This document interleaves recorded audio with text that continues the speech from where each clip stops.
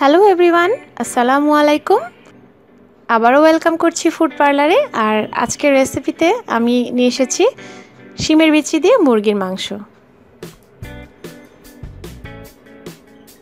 Maximum ক্ষেত্রে দেখা যায় যে শিমের বিচি দিয়ে মাছ দিয়েই রান্না করা হয়, তবে শিমের বিচি দিয়ে মুরগির মাংসের তরকারিও যে এতটা মজা সেটা রান্না না করলে কিন্তু বোঝা যাবে না। তাহলে চলুন, রান্নার আগে তো অবশ্যই রেসিপি প্রয়োজন আছে, সেই রেসিপিটা আমরা দেখে নিই।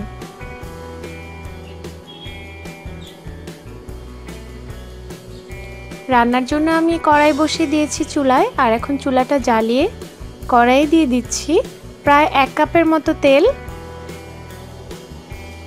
আর 1 কাপ তেল আমি এই কারণে নিচ্ছি যে আমি শিমের বিচির পরিমাণটা একটু বেশি নিয়েছি, আপনারা অবশ্যই আপনাদের যার যার প্রয়োজন অনুযায়ী নেবেন।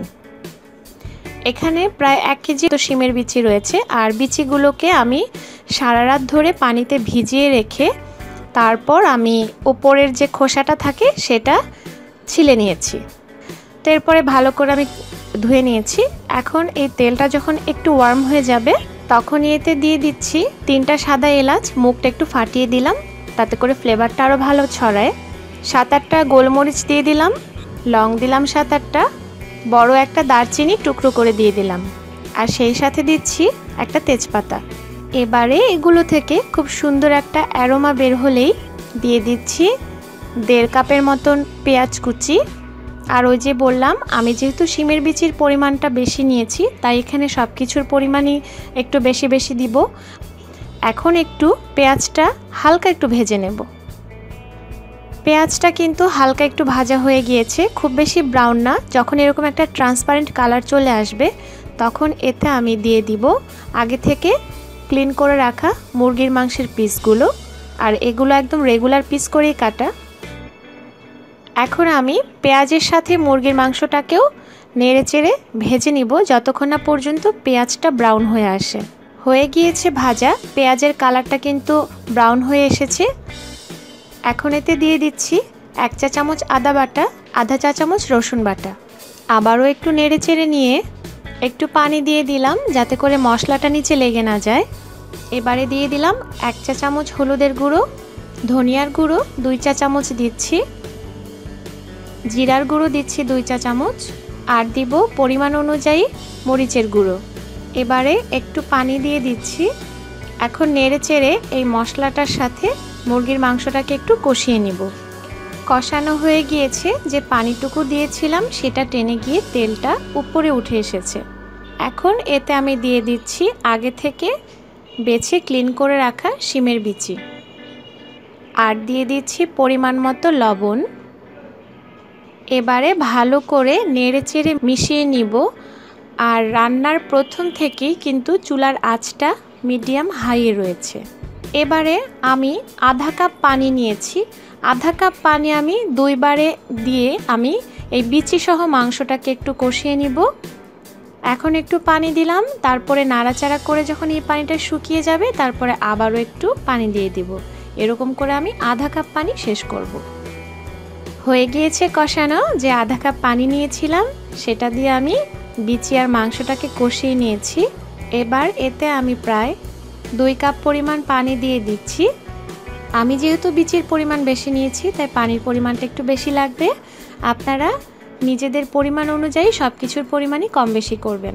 আর শিমের বিচিতে পানির পরিমাণটা একটু বেশি দেওয়ার কারণ হলো শিমের বিচি কিন্তু প্রচুর পরিমাণে পানি সোক করে, যখন ঠান্ডা হয়ে যায় তখন এটা প্রচুর ঝোল টেনে নেয়, আর পরে দেখা যায় তরকারিটা অনেক শুকনো শুকনো হয়ে যায়, তখন কিন্তু খেতে ভালো লাগে না।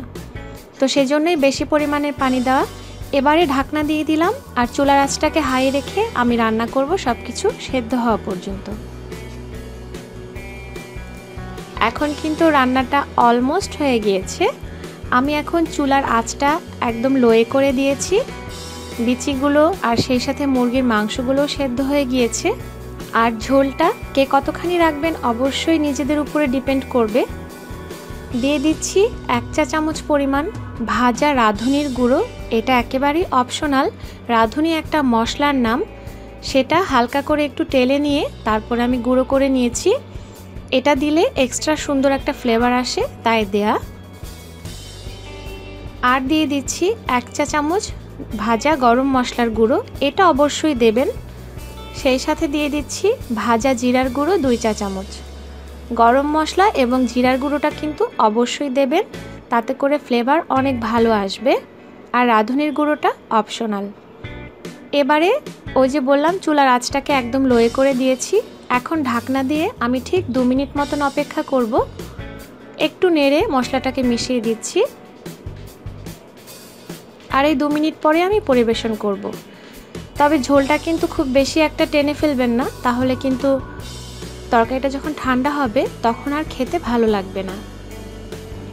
তো ফিরে আসছি একেবারে পরিবেশনের পরে। রান্না তো শেষ, আমি পরিবেশনও করে নিয়েছি। দেখতে নিশ্চয়ই ভালো লাগছে, খেতেও কিন্তু এর চেয়েও ভালো হয়েছে।